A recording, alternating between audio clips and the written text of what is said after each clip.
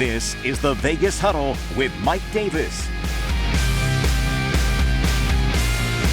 Welcome inside the Vegas Huddle. I'm your host, Mike Davis. Today we have a very special guest. It's my favorite time of the year. It's my personal Christmas season. Yes, it's March, but it is March Madness. And we're here with the National Collegiate Basketball Hall of Famer, the great coach, over 40 years in coaching, took 20 teams to March Madness in the NCAA tournament. The great Lon Kruger. Coach, thanks so much for spending some time with us. Thank you. Love to have you here. So, Coach, when you think about March and everything that, this season brings, the memories that come up. I mean, you took 2 teams to the Final Four, 20 appearances. You were the first coach to have 5 teams in the tournament, 5 different programs, right?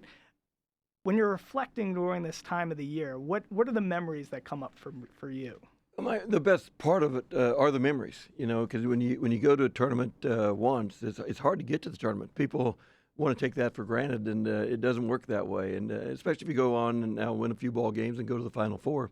And the best part of that is you're sharing those memories with the players, the families, the fans, and they have those for a lifetime. So it's pretty special. It's a great time of year, and we're down now to 16 teams. It's super, and it's great that Vegas is able to host a Sweet 16, and 4 really good teams are here. It's really special. And, when you think about, all the different programs, all the different teams that were part of those March Madness memories for you, what are some of the common threads, the commonalities between, the teams that did make the tournament, the teams that didn't make the tournament? What are some of those things you're instilling in the beginning of the year, those qualities and attributes that really inform that success later on in the postseason?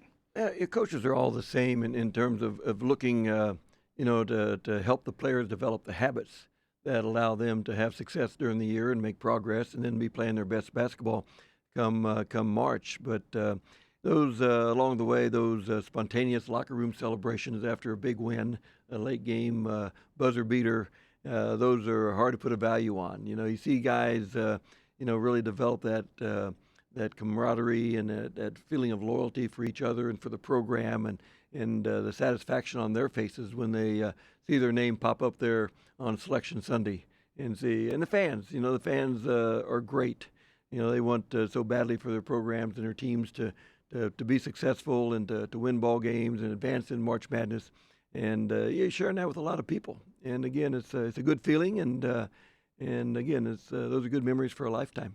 So let's start with your journey from the beginning, okay? So, Kansas State, you're playing there under Jack Hartman, and, you really found success very quickly. You were a Big 8 Player of the Year twice. You're also playing shortstop at K-State while this is all going on. But as, you were thinking about your career later on as a coach, as a player, you're ultimately drafted by the Hawks, but what are some of the things that you took from Coach Hartman, your time playing? How did that inform you as a coach?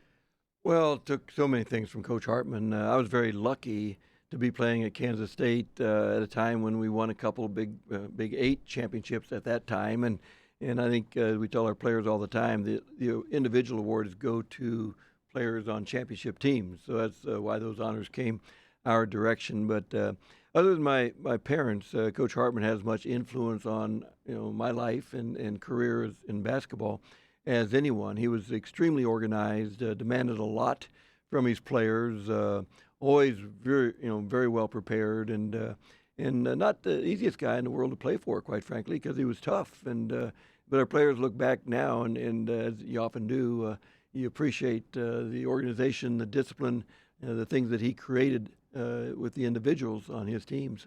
And so as you're playing at K-State, at what point are you thinking, coaching, playing? Because you're drafted 9th round by the Atlanta Hawks. It's full circle that you end up coaching for the Hawks in the NBA. But, when you're playing at that time, are you thinking this is a career? Am I going to develop into a professional coach even after my playing days? Where was your head at? Were you thinking biology, political science? Take us back to Lon Kruger in college. At that time, wasn't thinking at all about what I'd do after the playing days ended. Actually, I grew up with baseball being a a first love because Dad was a baseball junkie, and he coached all of our little league teams. And at that point, when you're 10, 11, 12 years old, you just think you're going to play baseball for the rest of your life, and go to the major leagues, of course, and all of that. So wasn't thinking about what was going to happen after basketball or baseball ended. As a point guard, you kind of think like a coach on the floor all the time, and Coach Hartman was great in giving me certain responsibilities. I think that really helped carry over into the coaching life part of it. But no, I just thought I'd play for 10, 15 more years and then decide what's going to happen after that. It didn't work out that way. Played a little minor league baseball, then played a little basketball overseas in Israel. Both those careers came to a pretty abrupt end when I got to a point where I wasn't good enough to do that anymore. And coaching seemed like the next best thing. And tell us about your time in Israel. Why weren't you good enough? I mean, I would think that twice, Big 8 Player of the Year twice, and I would think you're definitely good enough. Well, again, that was mostly because we won championships at Kansas State, and they have to give the award to someone on a championship team probably. So, but no, Israel was great. Tel Aviv was our home base. We played different in Belgium and France and Italy and Spain and different countries in Europe. So what a great experience, at 22, 23 years old to do that. Actually, I'd played minor league baseball with the Cardinals the summer before we went to Israel. And then we got in the playoffs, actually, in Israel and didn't get back in time for spring training. And the Cardinals didn't call, so they weren't too worried about it. So that ended the baseball part of it. And then, came back and went to the, fall the camps with the Pistons and then finally got cut, after the exhibition season ended and then turned to coaching and been very fortunate there. The amount of athleticism in one human being, ladies and gentlemen, it's a lot to handle. Let's also just, because I've read this about you, I want to clarify this. Dallas Cowboys quarterback. What's the story there? Well, it sounds much better than it was. The Cowboys at that time had Bob Hayes from track as a receiver, and they were going around to different college campuses in the country and just inviting other sport athletes to come out and go through some time trials and that type of thing. So it wasn't like we went to Dallas and put the pads on. It was just a case of the Cowboys working out different people on the respective campuses. But it was a good experience. Again, wasn't fast enough to hang with the other guys, but enjoyed that a lot. So, okay, let's flash forward to all your coaching experience. So, all these different programs from UNLV to Florida to Kansas State, all these different programs, Oklahoma. As a coach, what do you think you did right as a coach? Why did you find so much success? 40 years of coaching, taking 5 different programs to the tournament, 2 Final Four appearances. What was your special sauce? What was the Lon Kruger experience that you think served so many students well and, attracted so many programs? Yeah. Not that we had anything unique from what other folks do. We always really focused on maybe creating that culture or that environment in which people enjoyed playing for us. We really promoted confidence. We demanded a lot, but in a constructive way. We really preached doing things for each other, being about team, being about we and not I. Type of a formula, and we had good players. We always surrounded ourselves with other really good coaches on our staff that did a good job in identifying people that would work well within our program, and again worked hard and hopefully kind of did it for each other. I think that's the most important thing. The challenges and the change from, I think your first Final Four was in '87 to 2016.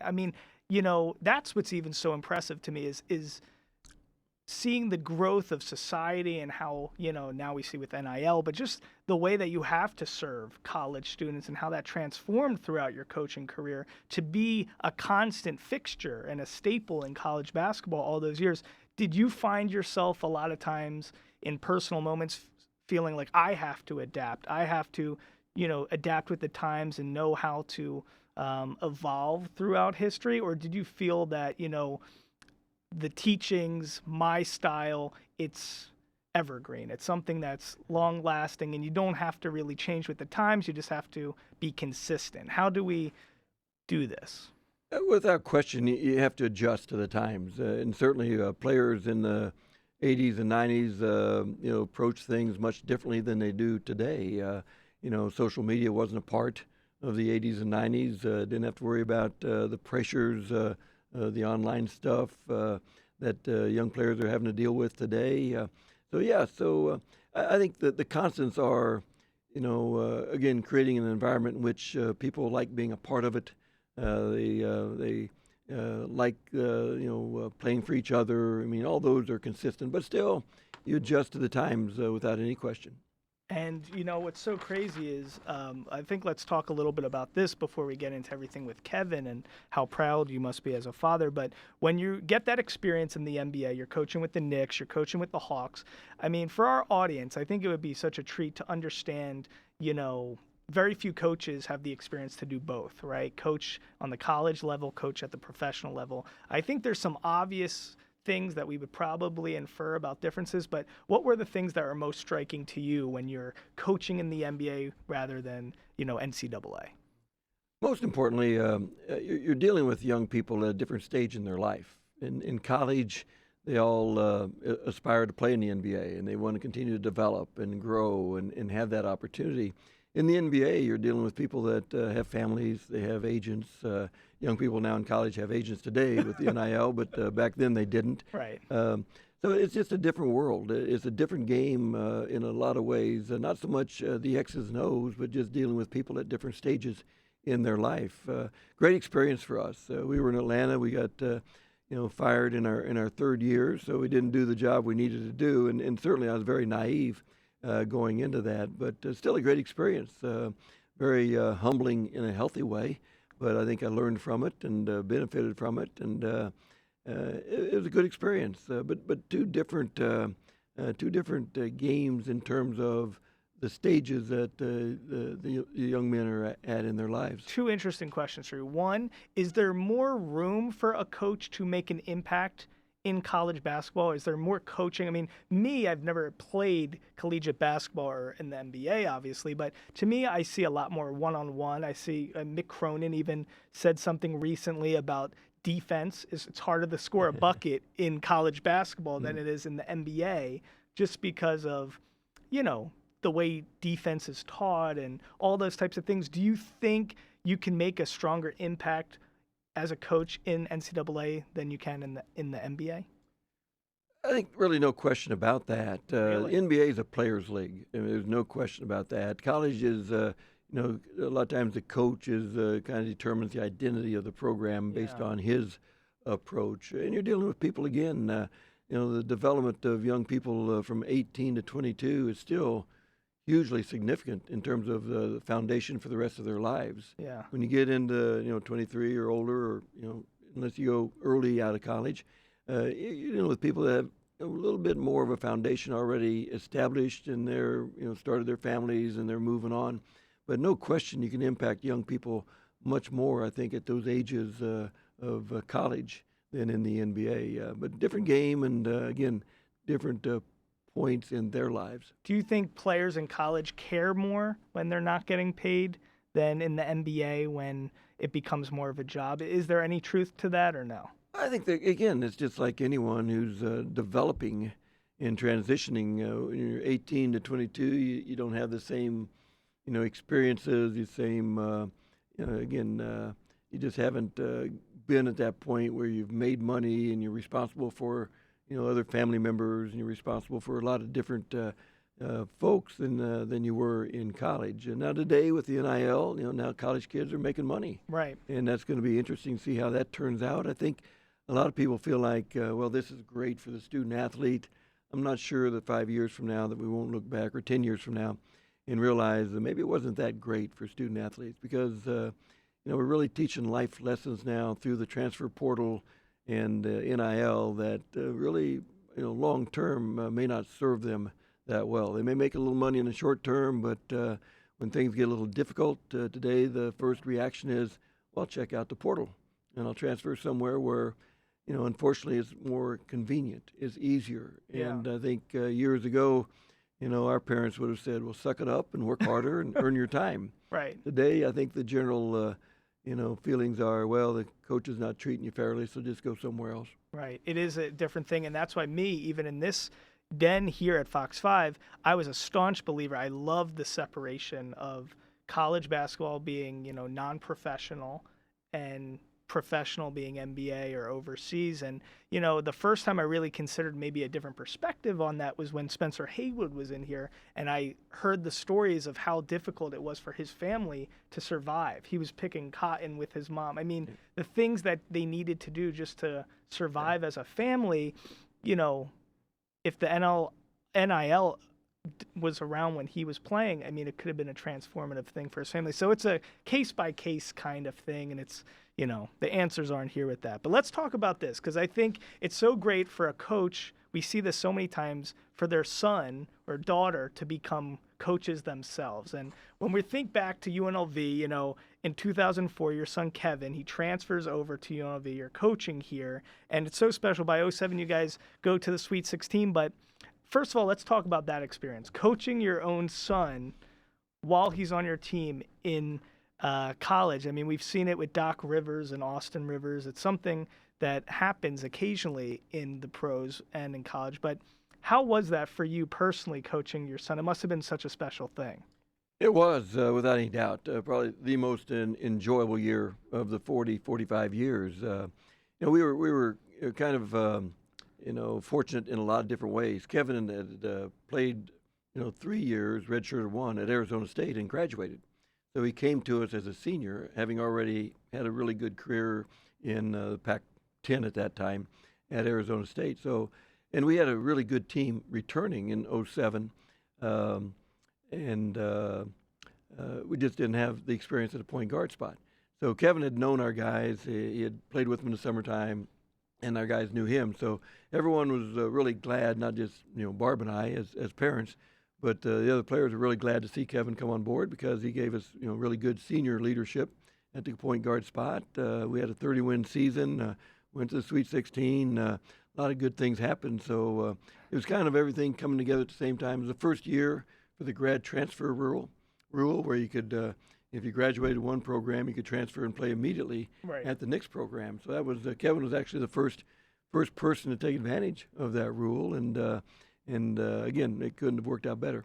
Had his coach Rob Evans at Arizona State had been fired that spring, so had that not happened, Kev would not have left out of loyalty to Coach Evans. So everything lined up. Coach Sindek was coming in. Kev called me and said, "Hey, what do you think about this new grad transfer rule?" And I said, "I don't know much about it, but you need to work out things with the new coach before we go any farther with it." And Coach Sindek was great. He told Kevin that if you have an opportunity to go there and play for your dad, you can't pass that up. So he was great. And when you're actually, I'm always so fascinated by this. When you're actually coaching in the heat of the moment, does it register in your mind, like if you're screaming on the court or something, does it register like this is my player and my son? Or is there a separation in just with adrenaline and being in that space? Yeah, probably I would have a different answer for that than my wife Barb would have. I know it was awfully stressful for her, sitting in the stands. And but no, I think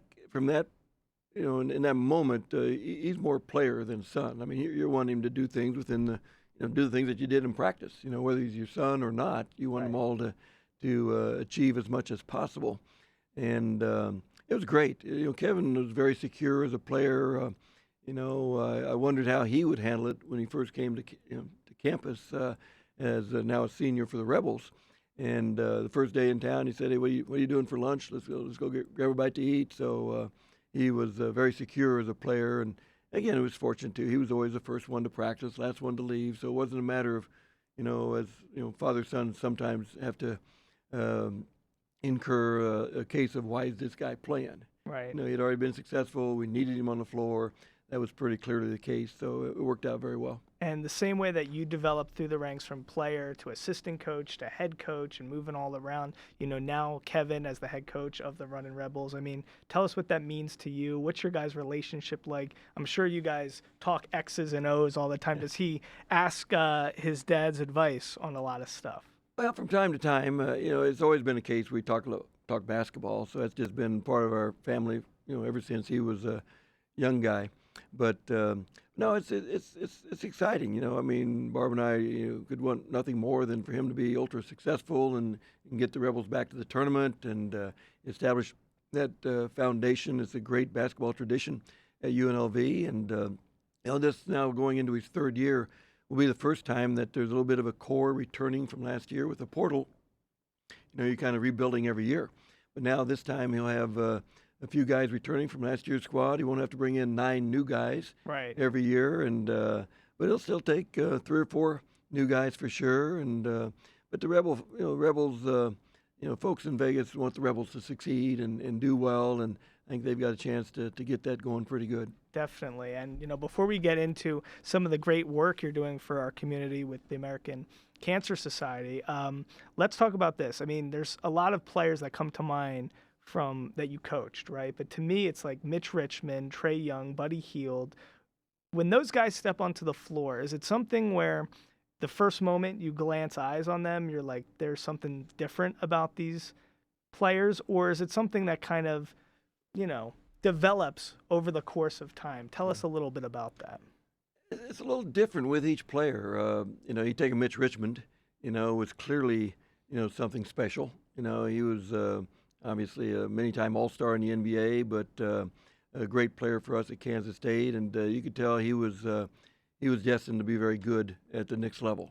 A big, strong, very committed, very team-oriented. Then you take a look at Buddy Hield. He comes out of high school, ranked barely in the top 100. No one really expected, NBA stuff out of him, and yet he just had that mindset and just a terrific attitude, a great team guy that just absolutely was going to do whatever he had to work-wise to earn his way to the NBA. So you got Mitch, who's probably going to get there, right away, and Buddy on the other end, had to work and kind of prove himself, and did without any question. Trey Young, just super skilled. No one really expected him to be a one-and-done guy coming out of high school, but the first 15 games he had as a college freshman he was doing things that had never been done in college. Led the country in scoring, led the country in assisting, just terrific skills, and has had 4 great years in the NBA right off the bat. Now you got Austin Reeves, who now is doing great for the Lakers. He was really unheard of as it related to NBA expectations. And again, just great instincts, worked extremely hard, and it's fun to pick up the paper every day and see how consistently good he's playing for the Lakers. So different path and way to get there. Yeah. But you play in the NBA, you're a special talent. I mean, those guys are really good. They all provide at least one thing that's unique, whether it be a shot blocker or a guy that can guard or a guy that can drive and kick or a guy that can shoot it. Not many NBA guys can do everything. Right. But all of them can do something very well. So would that be your advice to a lot of guys who are playing in college or high school right now? I mean, to be, a specialist of sorts, is that the best way to put yourself in contention to take it to the next level? Yeah, most really don't have that choice. You have to do something well. Most aren't able to. You're not going to be Kobe. You're not going to be Michael. You're not going to be LeBron. In many cases.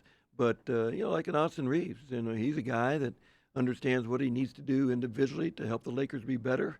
And starting off in November, that was move the ball, work hard defensively, get to LeBron whenever you can. Right. And Austin understood that, and now he's developed confidence and playing at a level where he's going to earn a many-year contract and have a great career in the NBA. But I think doing something really well, doing what you do well, do it every day, be consistent. That's what coaches are looking for.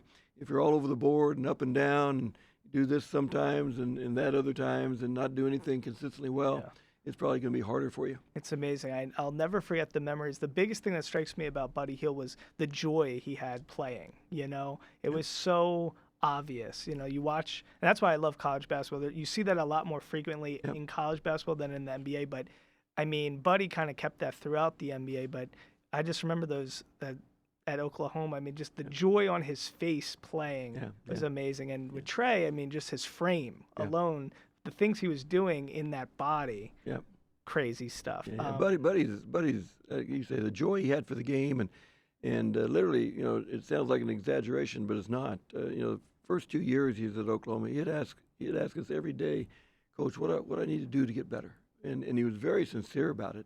And Buddy had, usually kids will go to the gym and work on things they're most comfortable doing. Buddy would go to the gym and really work on things that he didn't do very well, and that's why he's playing some point guard in the NBA, and he never even imagined doing that when he was in college. Right. But he kept working on his ball handling and defending better, and he's always going to be as good a shooter as anyone can be. I remember one time we're playing a game in Lawrence, Kansas against KU, and we get off, we go to shoot around during the day, and all we do is shoot, and one of the reporters came up afterwards and said, I don't know if you know this, but Buddy made his first 48 threes today. Wow. that he took before he missed.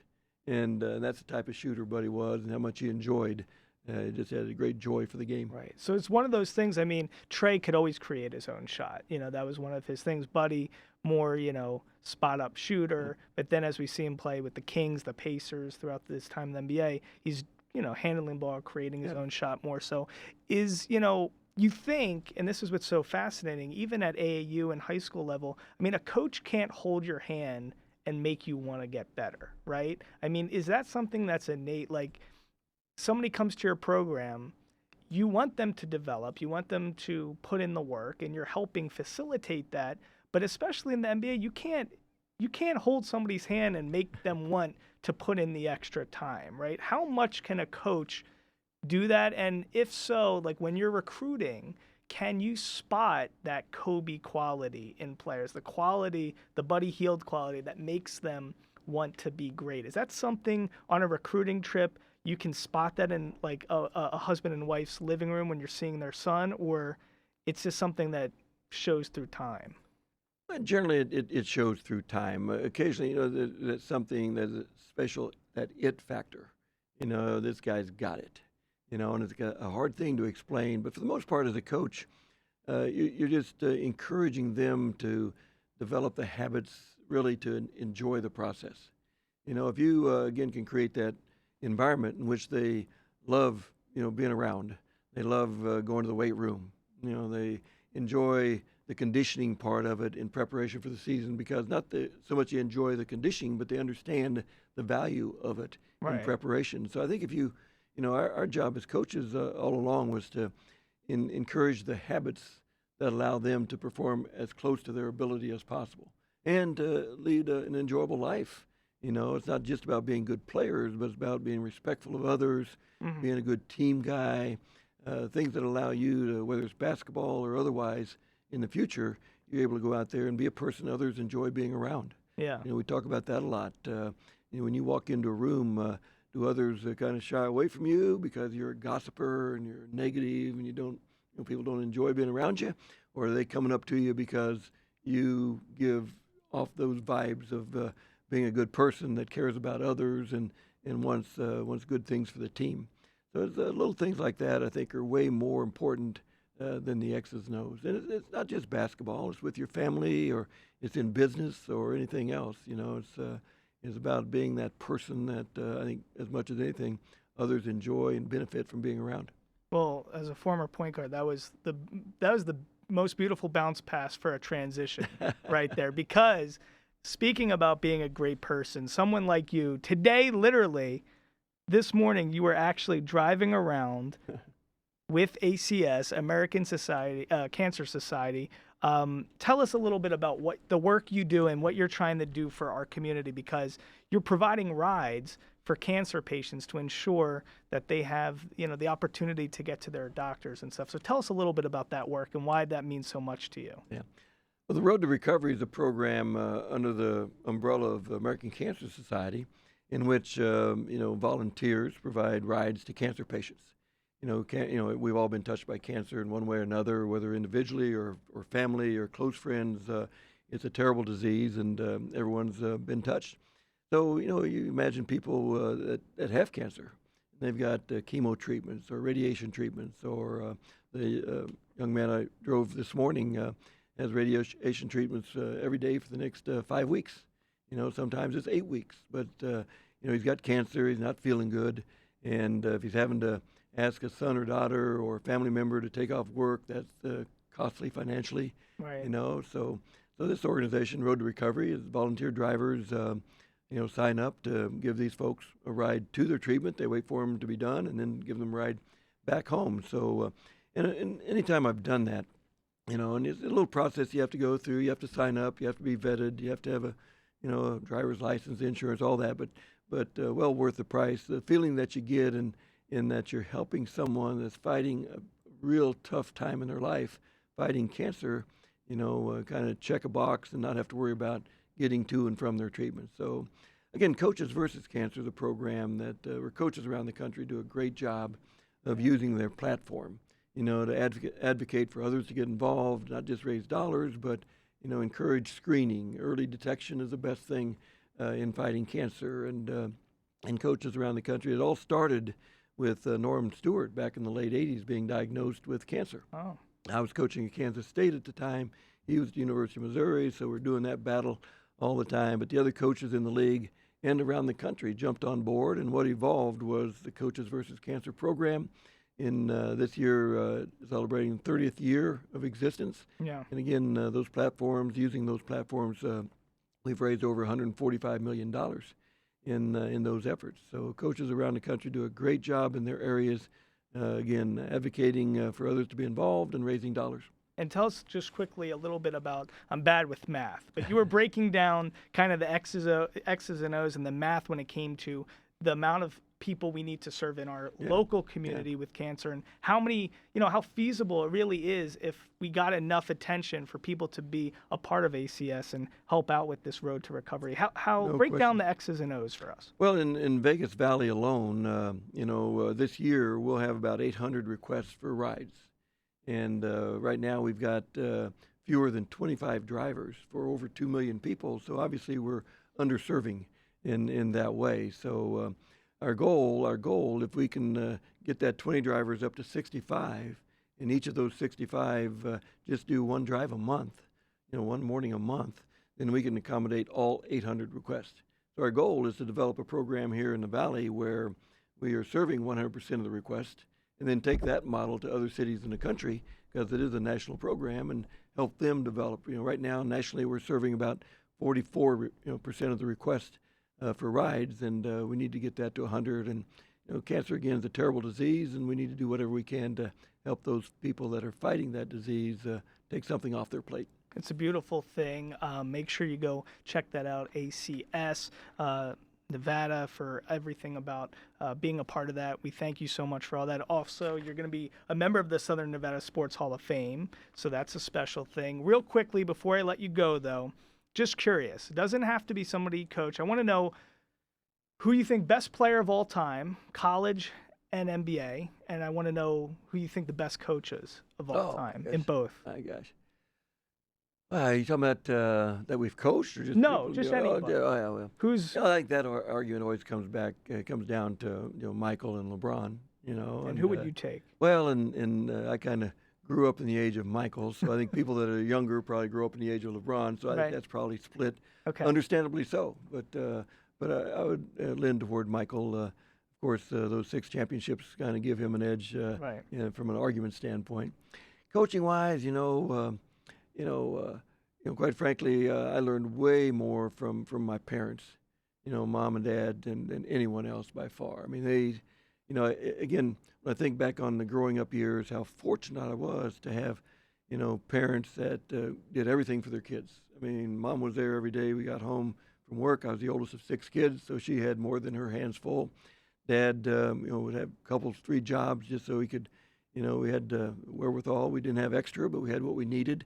And he coached all of our little league teams, and And so I gained much more from him than anyone else. And fortunate to have very good high school coaches, Coach Hartman in college as well. But being surrounded by really good people makes me appreciate how valuable that is. Because a lot of people grow up in this world with a tough beginning and don't have that leadership at home, and parents who give the time at home, which there's no shortcut for time. People talk about what they're most interested in. It's not about where they give their money or what they talk about the most. It comes down to where they spend their time. And if you are interested in something, you need to spend time, and certainly I think that starts at home. Wow, beautiful stuff. It's only a coach can capture the attention of minds like that. It's a beautiful thing. Coach Lon Kruger, I mean, this guy, to have him in the Vegas Huddle, such a special thing, especially during this time. Coach, thanks for spending so much time with us. My pleasure. Thank you very much. Thank you again. Hope to have you back. Guys, this is what the Vegas Huddle is all about. Make sure you listen to us wherever you get your podcasts. Watch us on Fox 5 and the Silver State Sports and Entertainment Network. And until next time, I'm Mike Davis from Inside the Vegas Huddle.